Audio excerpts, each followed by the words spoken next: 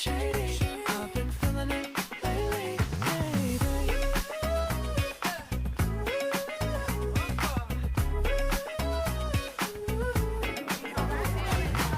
I mean, it's my fault, but you gotta believe me. This ain't only happening.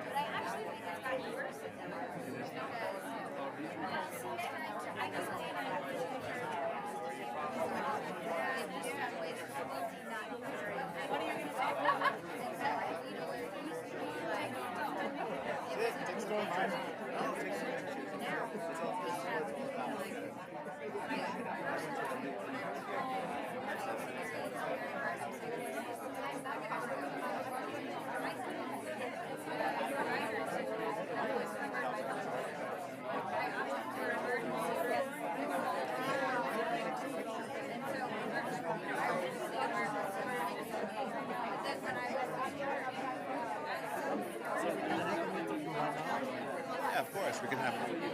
Larissa, so take a picture. Take a picture if you want. Yeah, well, really, I thought that you did an amazing job. So do you just get rules?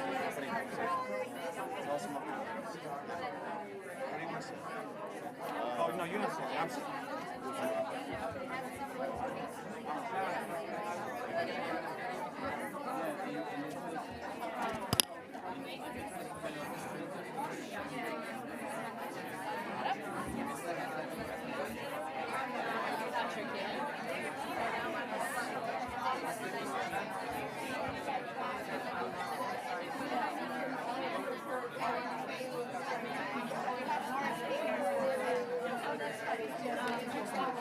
We have 3 speakers, but Daniel's opening the session. That's it. We don't have more speakers. Daniel's just saying hi. We have 3 speakers. What do you mean sit together? No, this other guy's going to sit here.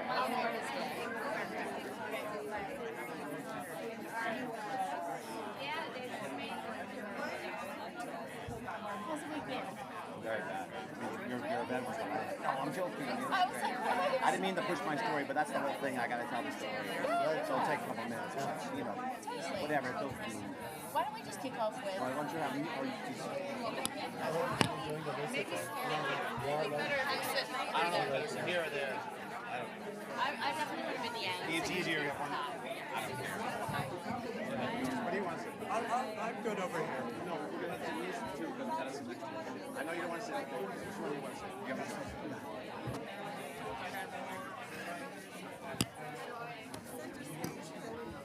Hello.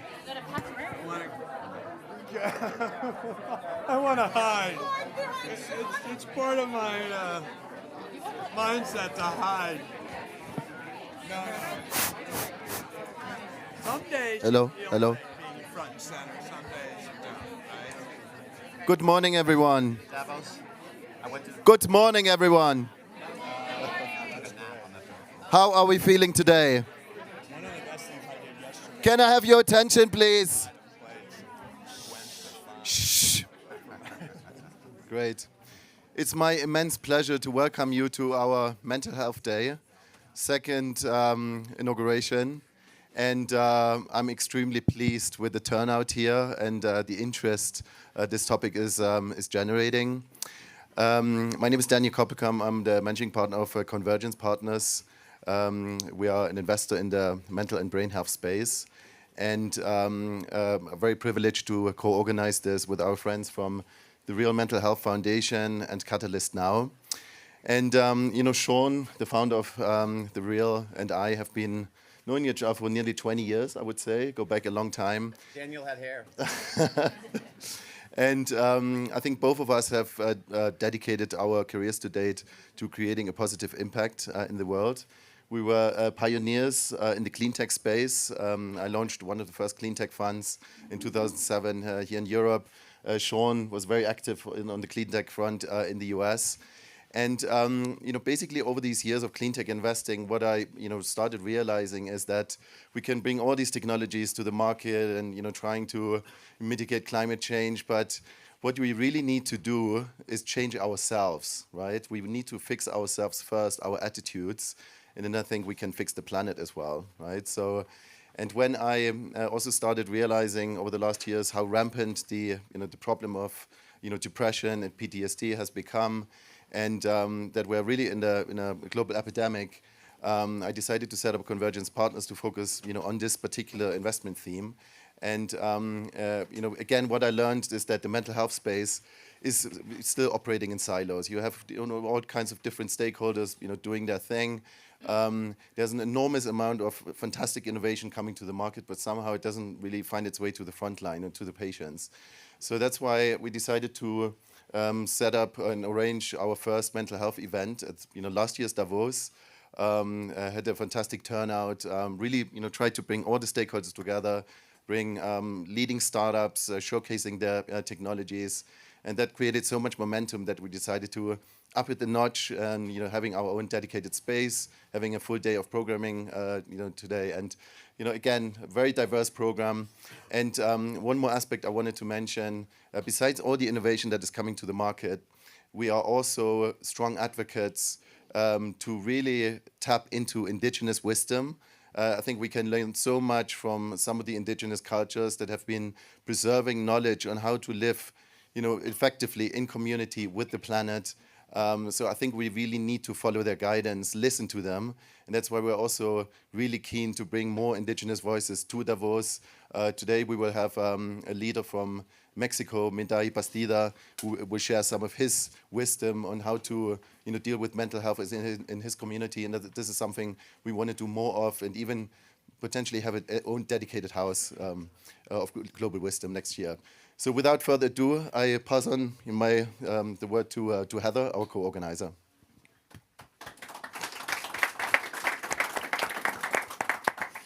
Thank you. Thanks, Dan, and welcome, everyone. I'm Heather Kelly. I'm the Executive Director of the Real Mental Health Foundation. I work with Shawn, my privilege, and just want to also extend a warm welcome to people who are here from all over the world today. Thank you for coming early to make it on time for this session. I just want to do a very quick landing exercise to bring us into this context. I'm going to ask for everybody to raise their hand if mental health has impacted you personally or somebody you care about or love, and just have a look around the room. Yeah, I think this is an indication of the importance of this subject and why we're all here today. And I'd also say that this is a unifying subject. Can't imagine how many countries are represented here today, and this really connects all of us. So throughout the day, we're going to have a whole day of content on mental and brain health, so we encourage you to keep an eye on the agenda, and please join us for other sessions. As Dan mentioned, we're going to be looking at ancient wisdom, advancements in AI for mental and brain health, and also Alzheimer's prevention and treatment, an incredible array of topics, and folks also sharing about their own lived experiences. So without further ado, I'd like to introduce our moderator today, who we're very, very pleased and privileged to have, and she has a very, very busy schedule actually over at the Congress representing mental health globally, so she came over to join us. We're really thankful. This is Alicia London from Prospera Global. Thank you so much, Heather. And just to kick us off, I wanted to reflect on something I heard in the Congress Center this morning.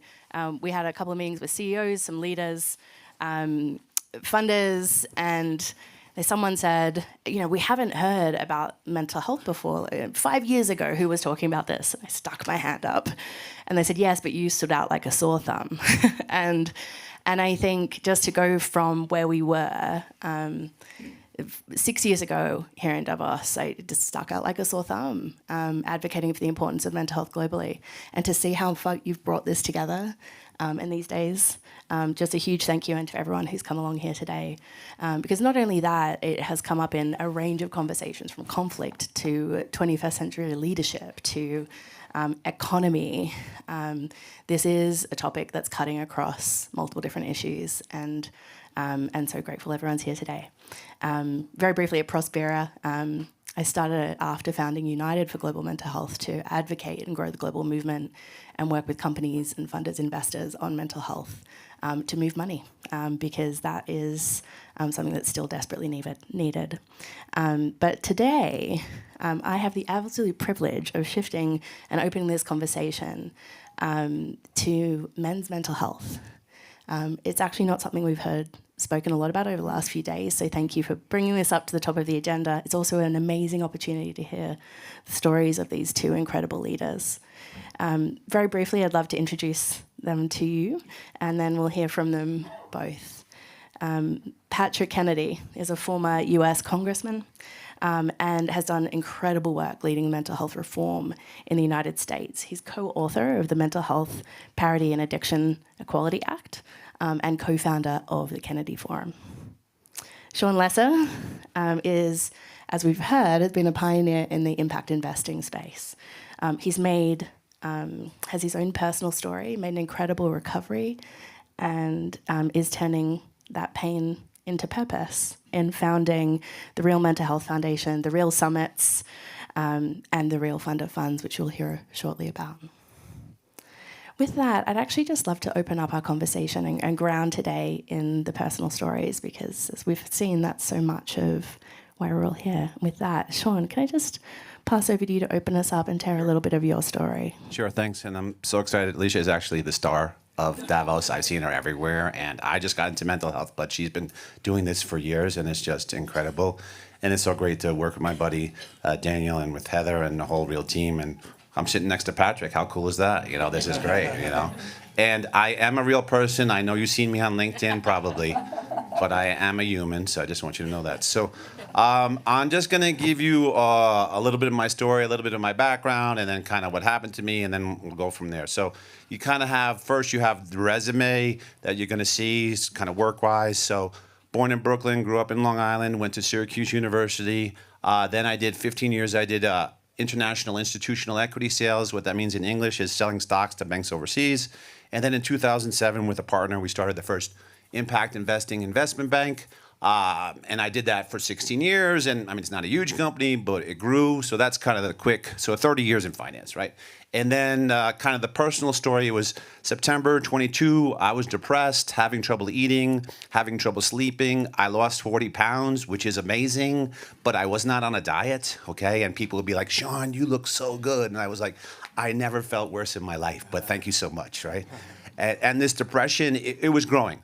And then it was December 19th of 22. I was on a Zoom call, like we all are, an investor call, and basically had like a full mental breakdown where I wasn't functioning correctly. I couldn't really speak, and I was suicidal. Tell my wife, I don't want to be here anymore. Please freaking kill me. So you know, most wives don't want to hear that. There's probably some that do, okay? But luckily not my wife, right? That's another topic. But so, what do you do with someone like that? We have no idea, right? So we live in Atlanta, Georgia. So we went to the emergency ward at Emory. That's the hospital there. And basically, they rolled out someone on a telemedicine, a Zoom, and they're like, "Do you want to go to the psych ward?" And it's like, I don't know what that means, but yeah, I want to go somewhere. So the next day, packed up my bag, my computer, my sound machine, my eye mask, and I went over to the psych ward, but I didn't really know what it was. You can't have those things in the psych ward. I mean, you can't even have a string in your pants, right? So it was kind of, very quickly, I understood what was going on there. So I was there for 2 days. I got out. I went home. So I'm 56 now. I was 54 then. I got 2 kids. I have a 16 and 17-year-old, and my wife was there. And then my mom, she's 83. She's in Long Island. She came down. So my mom and my wife were on a 24-hour Shawn watch. Then it was the new year. this story's not too long. Don't worry, it's not going to take too long. Next New Year was January 3rd of the new year, and I wanted to go back to the company that I had co-founded, but I had 2 partners, and sometimes things don't work out with partners, yeah? So my partners, they bought me out of my firm. But that was nice. I got some money. But my firm was my whole identity. It was my whole life. I was the company, right? So when that happened, I kind of lost myself more. I fell deeper into depression. I started shaking uncontrollably, okay? People thought I had Parkinson's because it looked like I had Parkinson's. Literally shaking constantly. And then another guy comes into the story. It's a friend of mine. His name is Brent Hurd, and he was also friendly with my wife. Not too friendly, but he was friendly. So my wife reached out to him, texted him, hey, Shawn's in a bad place. He came back right away. Is he in a safe place? This is happening to a lot of people, especially guys. He's not a therapist, but he's asking all the right questions. So something similar happened to Brent about 10 years ago. So Brent became what I call, if you think of like Alcoholics Anonymous and you have a sponsor, he became my mental health sponsor, my buddy, walking with me, talking with me, helping me out. And then I went away to 2 treatment centers. I went to one in Weimar, California, and then I went to another one in Hollywood, Florida, and I was gone for like 70 days. They take away your phone. You're in therapy all day. I was literally, this is a U.S. joke, but I was on the short bus. I mean, I was so, and then I got home about 18 months ago, and me and my friend Brent, we were talking on the phone, and we were like, dude, because, that's how we talk to each other. Like, dude, that was serious. That was real. And I was like, yeah, man, that was real. I said, that's what we're going to call it. We're going to call it the real. We didn't have the hats then. But I was like, that's what we're going to call it the real. And then he asked me, obviously, like, what is it? And of course I said, I have no idea, but I know there's a lot of men, women, and families suffering, and I think we could help them. So there's more to the story, but that's the beginning of the journey. Thank you so much.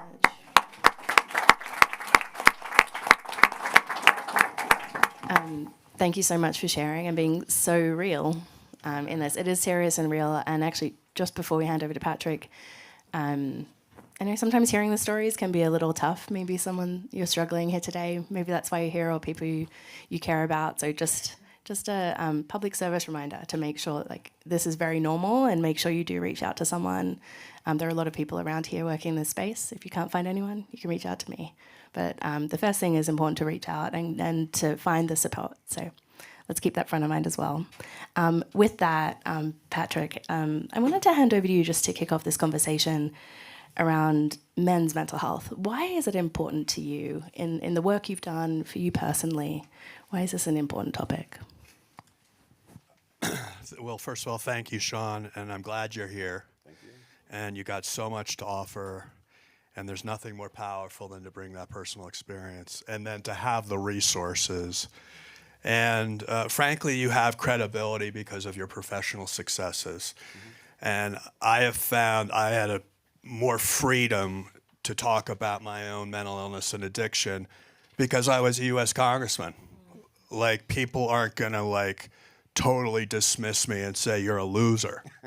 I'm like, did you see my last polling? It was actually pretty good. But I always did pretty poorly in between my elections until someone started to run against me, and then all of a sudden I looked pretty good. But I find a lot of people have a tough time, particularly communities of color, talking about having mental health and addiction because they're already facing a bunch of stigma already, and they're already being dismissed. So you add mental health to that, and it's knock you out of the box. I was able to stand up for myself, right? I was able to fight back because I'm a Kennedy. What are you going to do? I'm a member of Congress, a Kennedy, so I've got terrible addiction, so I've got depression. It didn't define me. Mm-hmm. And for people who, most people, who people don't have that reference to, it can be crippling to think that that's your identity. Mm-hmm. So we were really fortunate because we have a chance to speak out. A lot of people wish they were in our shoes to be able to speak out openly and not feel so judged. But anyway, I men's health, women's health, kids' health, elderly health. I mean, this is everybody's health issue. I think for men these days, I'm disturbed to see how masculinity has been defined as having power over other people and kind of bully, machismo, paternalism. I mean, it's hard to believe that that's kind of where we've fallen back. But, I think you made this point earlier that we have to start with our own mental health to understand the world's mental health problems, because we're living in a reactive time. I mean, going after the most vulnerable people in the United States, and that's what's going to make us strong. I mean, it's pretty sad state of affairs that we're going to now, we can't, by the way, deport kids who were born in the United States. That's against the Constitution of the United States. But take their parents away. Like, we've got a lot of challenges in America, but that's where we're going to focus so I'm just saying, like, there's a, and that's not just, the president's leadership. That's just kind of the idea now, this reactive, we don't like this whole idea of woke, like we're going to be threatened by, people who have been marginalized in this country finally having a voice. Like, it's sad that we can't be more masculine because we want to stand up for people who are historically disenfranchised, who are in a position of power that's weaker. So, like, I grew up with this idea, that no, your job is, you've been given a lot. This is your obligation to make sure others, who but for the grace of God, you could be in their shoes. How would you like to be in their shoes? Anyway, I'm back into politics here. But that's troubling to me, because then you have no ability to exercise that empathy and compassion, which is part of your own being. So you become, I think, isolated in your own skin. And I'd say Swiss and U.S. Suicide rates are the highest in the world. So we're in a country right now who rivals the United States for the highest suicide rates. It's because you've got guns in every house here in Switzerland, and you've got guns in almost every house in America. And so it's access to firearms is a big problem for men, and coupled with all of the things you've read about in terms of isolation and all of that. Yeah, that's just to add to that, we're hearing a lot of conversation around increasing grievance, anger, masculinity that it isn't healthy. And actually hearing a lot of that conversation come to how that is impacting the world. So I wanted to hand over to both of you to ask a question. What does good mental health look like for men, and what are the benefits that can bring in not only our own lives and communities, but the world more broadly? Sure. I think good mental health for men and for women is kind of feeling good about yourself, right? That's where it starts. If you feel good about yourself, then it's going to resonate with other people. And then, some people ask me, like, how'd you get better? You didn't ask me that, but I'm still going to answer that question. But how'd you get better? How did you get better? It wasn't some new technology or anything like that. It was really trying to look, getting new glasses, just looking at the world a little differently, right? Because it's things that you already know, and that you already are enough. You don't think you're enough, but you are. It's also, with Switzerland or the U.S., there's also, or with social media, I call it a comparathon, right? That I'm looking at someone else or seeing their feed, and I'm comparing my life to theirs, or whatever it is. You got a huge Swiss chalet, and I just have the little apartment, or whatever. So that creates this whole kind of comparathon, and that just doesn't work out well. And it's also things like, this, that happiness comes inside and not out, but we're kind of taught everything is the opposite of that. So it's things like that that you can feel better about yourself. But for me, it was just seeing things differently. And Patrick, you do a lot of work at the Kennedy Forum around the benefits as well that bring into wider society when good mental health is present. So you want to talk a little about that? Well, first, like Shawn said, for me, it's being asked, which I'm asked, I'm sure you are, and you are every day, every week, to do something for someone else who's in a mental health crisis. Now, I'm in 12-step recovery, so part of my responsibility is to help others, but it's not a selfless endeavor. It's a very selfish endeavor because you are liberated from your own self-imprisonment and self-centered thinking, I've got all these problems, when all of a sudden you got to help someone else. It is so magical when you think about it, that the antidote to our own insecurity is to help other people with their insecurities and mental health. It's like, and I'm just fortunate to have been a drug addict, alcoholic, because now I have a program of community that allows me to go and share on a daily basis. Now, I would hope that we could have like that kind of 12-step recovery for everyone. I'm thinking of these people in LA. Where do they go to find other peers to talk about all the trauma they're going through? If you're in recovery, you just go to your local meeting and you're now plugged in and everybody can talk and they're not isolated.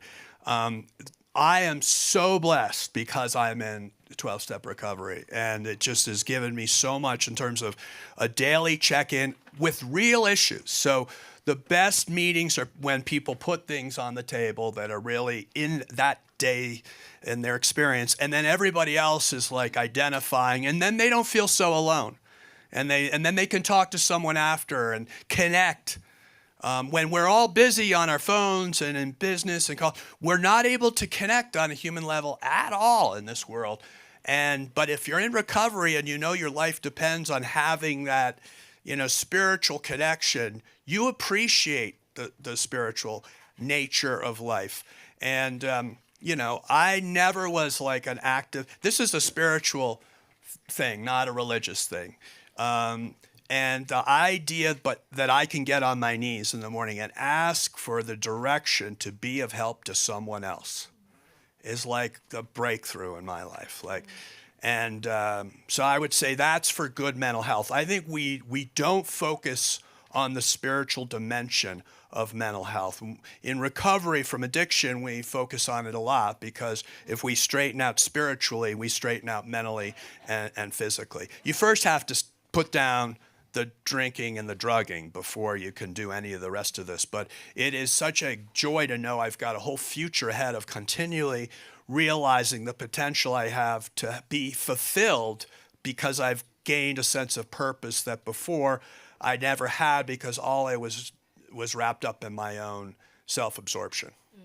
Can I comment on that? Yeah. So yeah, I kind of feel the same way. So it's when you, and I'm a mental health sponsor for a lot of guys, which means I'm a buddy, right? And I couldn't tell you how many times I'd have a phone call, some women too.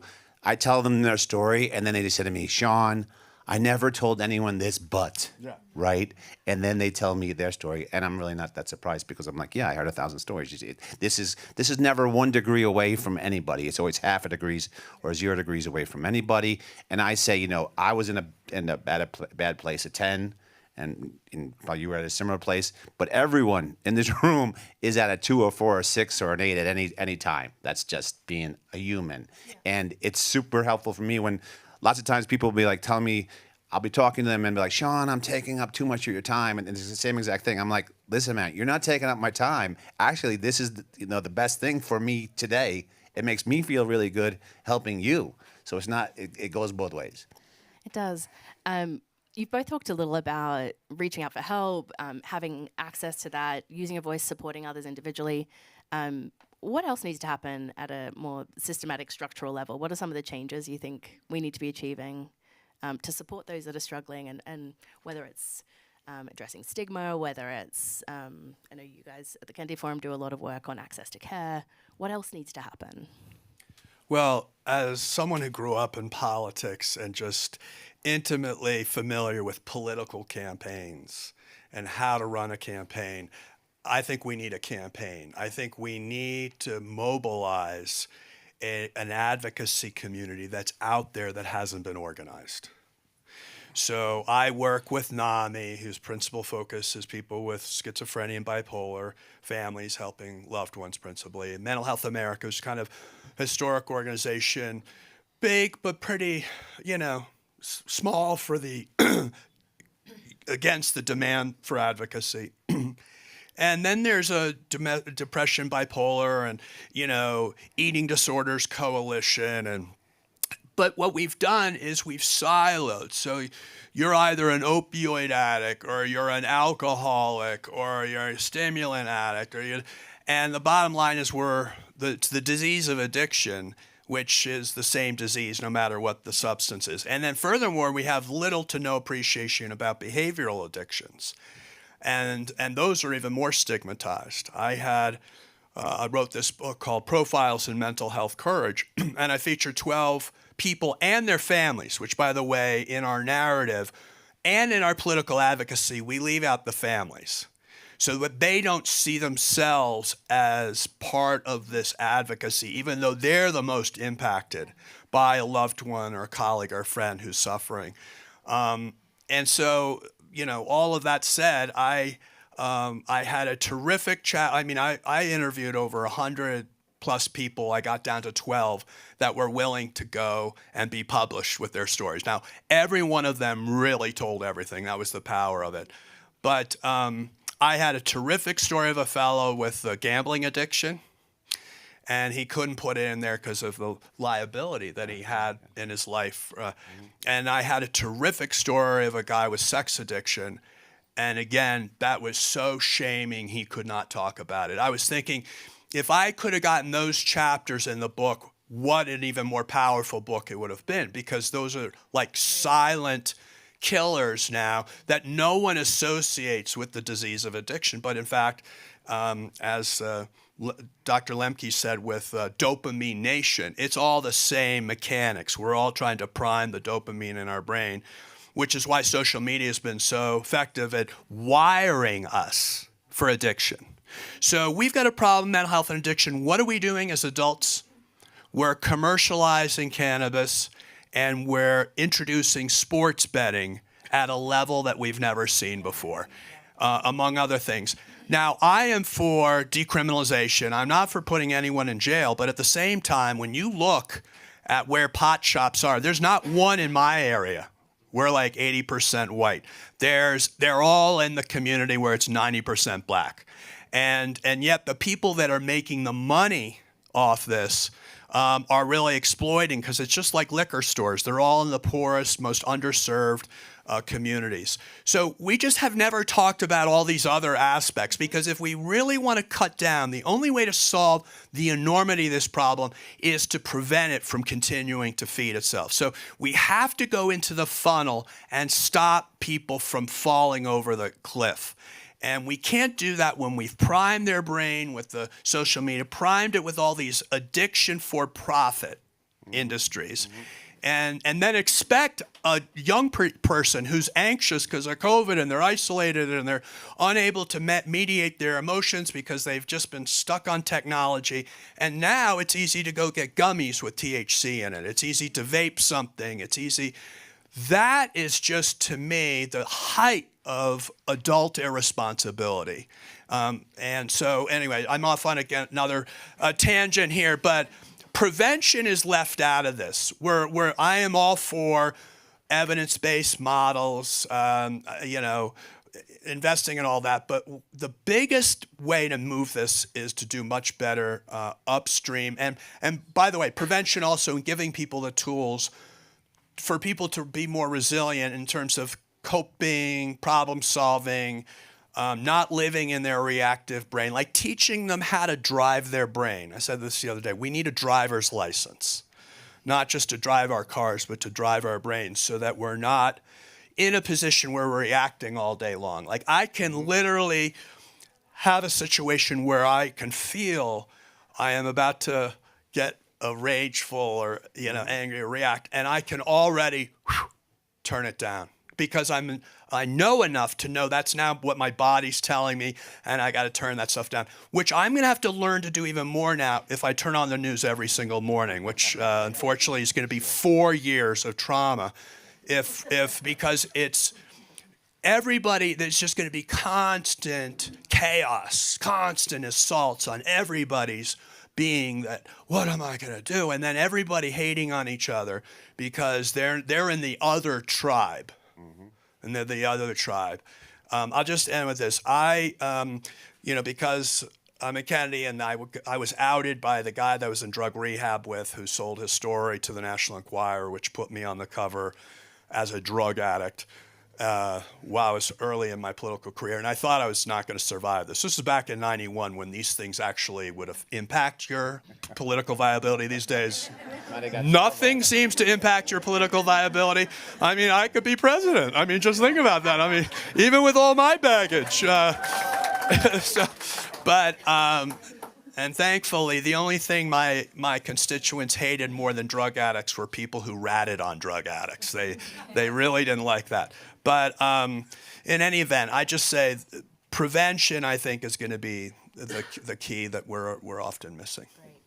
Campaign prevention. On a comment. So I'm going to more go like what we're actually doing at the foundation to help folks. So mental health is very complicated. Everybody knows that. There's a lot of different pieces. But I was talking about changing how you look at things. But what was also super helpful for me, and this is what the foundation's about, is about using the power of conversation and community to help folks, right? Because you were talking about the two sides and the conflict. So we do different talks, like I call this a real talk that I gave, and Patrick's giving his real talks. And then when you give the talks, you know what happens, right? But we do other things in person. So we do a thing called a real walk. We did it here in Davos yesterday, but we do it in Atlanta. We started in Atlanta, and there's a bunch of guys that come together. And there's one guy in the group. His name's Bob. Okay, I love Bob, but Bob is like the exact opposite of me, right? He's like a conspiracy guy, and we're basically going at it all day long on this walk. But the beauty of the walk is you can walk with anybody. You could be friends just because you might disagree. You still can get along. Maybe not in government, but in regular life, Bob's my friend. I don't really care what is he, what's his political viewpoint or whatever. So I think that's important, just that people come together in that way, that it doesn't really matter so much. So when I crashed my car in the Capitol and I was all over the headlines and I went to treatment and I thought my political career was over again, I came back and I was deluged by colleagues of mine who I had never talked to before, walked in through in the hallway, who asked to meet with me. And a lot of Republican colleagues, by the way, too. And they all opened up because I was the only one they knew that knew them. And it's amazing because of the anonymity of recovery, they were walking around the world feeling alone. And so by the time I left Congress, I had dozens of colleagues who were either suffering or in recovery, as I was, who were intimately, I was connected with and helping. I was calling a federal employee health benefit plan to get coverage for one of my Republican colleagues in leadership because he couldn't afford to use his position as a congressman to get the insurance company that's supposed to insure congressmen to pay for his rehab. In any event, you find these, like you said, these examples. And the last example is I had the people who do the music in my church choir who are like 100% on the other side of the aisle from me tell me one day their son was opened for help and he was living on the streets and they needed to get him help. And I was like all too happy to make those connections. And 4 years later, I'm baptizing my latest child and he's baptized. I didn't know who he was. I just took care of everything. I never met the guy. And his parents, who asked for help, were standing behind him with his baby, weeping. And they wrapped their arms around Amy and I and said, anything in the world we can ever do for you. Now, my wife ran for Congress just before then, and all the ads were like brutal attacks on her and her position on choice and marriage equality and everything. It did not matter. And I am in recovery with a ton of people who have a totally different political philosophy from me. And like you said, who cares? Irrelevant, because our first job is to stay sober. That's our primary obligation. Because if we're sober, we can then start to tackle all the other things. But anyway. Thank you so much. I think we're actually just about out of time. So many insights here. Obviously, hopefully this has been a great kickoff for the conversation. If I may add one additional thing, and I know we've got folks from all around the world here as well. I think if I would put one additional thing into that, I think we need more. Actually, on men's mental health, there aren't many funders, brands leading on this issue. I think we need more. We've got Kate Spade New York really championing women's mental health. Harry's has done some great stuff in the US. We got the real. I think we need more stepping into champion, and then research about what are affecting men in different regions when it comes to mental health, and then targeting interventions in a country and context specific as well. Well, Alicia, you just started off with the idea that we ought to listen to indigenous people and community. Joseph Campbell is really inspiration to me, and he talks, about the power of myth and how no matter where you are in the world, you have to go through certain rites of passage, or you don't make it to the next phase in life. And as men, I think it's very blurry where those lines are, where you become an adult, and it doesn't matter where you come from. And they study tribes in Africa and North America and Asia. And they all had almost identical rites of passage, even though none of them ever knew each other, which really illustrates the point that there is some, primary things that society over time in human history we have come to realize that need to happen so these rites of passage can take place. Otherwise, people get stuck in these other periods in their life and they're not able to move on. And clearly, I think Shawn made the point that when he lost his identity because of the business, and I lost mine when I left Congress, I don't know, like, what am I doing? Who am I? What am I? And it was liberating too, right? Because then you can start to dig into other stuff. But that, I think, is a major issue. Agreed. Yeah. So identity and belonging are coming up a lot as really key. Thank you both so much for your time, for kicking off this Mental Health Day. Again, for Convergence, for hosting, and The Real. Please join me.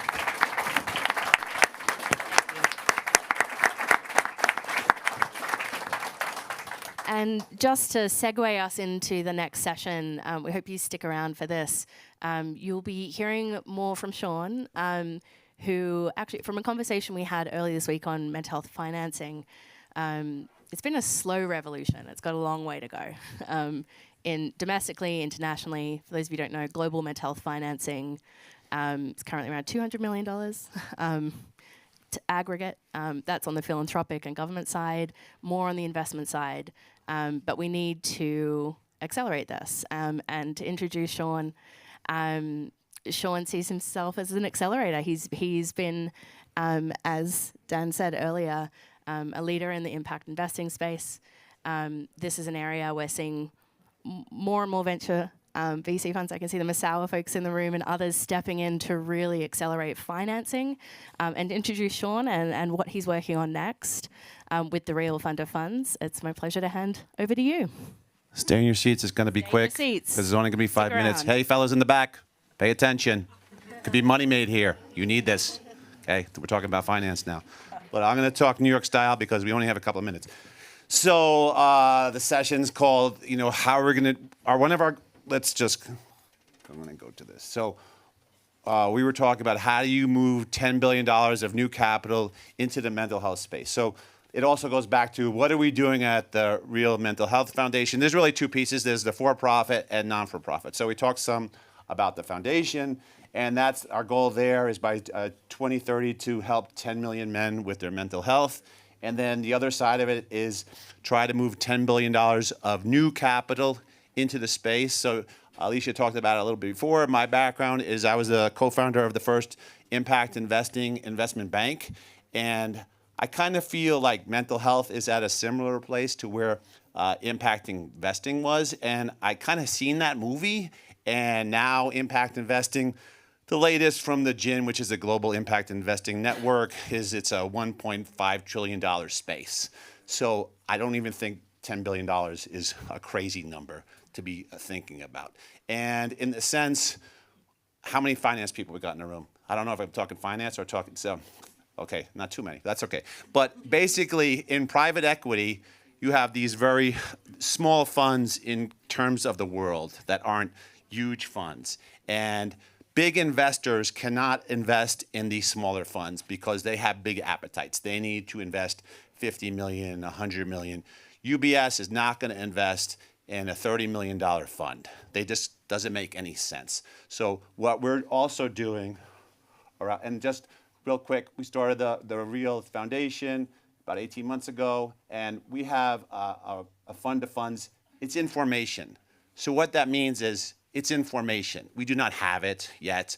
We are talking to people that will help kind of fund getting it started, but I don't want to make it like we have $200 million because we don't. But my old job was what we call a placement agent. So I worked with over 200 impact funds helping them raise money. So we are working on that. But the objective to move $10 billion is not me raising $10 billion. But at my old firm, what we did really well, and which I was the head of, is we also put on investor convenings, right? So we put on about 60 investor convenings over the years. And I think that was also very helpful in impact investing in terms of somewhat similar to mental health, that there's a lot of buzzwords and people don't really understand what's going on. So you have to have these events to educate these investors, because investors do not invest unless they understand. Because if you start saying things they don't, they're just going to be like, I don't know what you're talking about, and move the page. So you really need to educate those different folks. So what are we doing? We are putting on these different summits. We just put on a summit at Deutsche Bank. It was the Real Summit. It was the intersection of finance and mental health. And then we had different types of investors. We had mental health investors. We had impact investors. And then there's a lot of family offices. You know, almost every family office has been affected by mental health in one way or another. So you have a lot of advocates that want to help the space. So every year we are going to do 2 events, one in the US and one in Europe, right? So we're doing New York again at Deutsche Bank, and it was so amazing that Deutsche Bank supported us. We had the event at their headquarters in New York City, and it's just awesome to see them and their commitment to mental health. So we'll do these 2 events. And in the middle, yeah, we're going to work on raising, again, information, this $200 million fund of funds. What's the idea about the fund of funds? That's going to help catalyze this space, because you raise a big pool of capital, and then it's kind of a waterfall. Then it goes down to the different funds, then it goes down to the different companies, et cetera. And then it just, what are you pointing at me for? Okay, thank you. So, you know, that is, the objective is really to help to build out the ecosystem, because that's exactly what we did in impact investing, and I think it's the same kind of movie. And I was in the middle of that. I played a small part of that, but it's not like reinventing the wheel, right? It's like, okay, that worked. This makes a lot of sense. Know how to do it. The investors are there. The funds are there. It's all getting there. I would say mental health is very fragmented, similar to impact investing or clean energy back in the day. It's the same thing. So we're going to run that same movie. I'm running out of time, so just going back with the, so our goal is to help move $10 billion of new capital by 2030. Also, our goal is to help 10 million men with their mental health through the foundation. So you got to have an ask in the presentation, right? So a couple of things. So on the foundation, yeah, I've self-funded it, and I can't do that anymore. No, I'm kind of at the end. So we need folks that want to help on the foundation side. They might want to make a tax-deductible donation. And then on the fund-to-fund side, really, it's information. So we're talking to some folks that might be seed investors, but we're also talking to folks that when you raise a fund, you need a thing called an anchor investor that kind of anchors the fund. So we're also in those conversations, but I just want to say it's super early. So with that, I'm pretty much done. So I'd like to say we're going to be in this house all day long. So if you fit any of these categories and you want to have a chat, we will have a chat with you, and we will even give you a real hat. That's it. Thank you very much.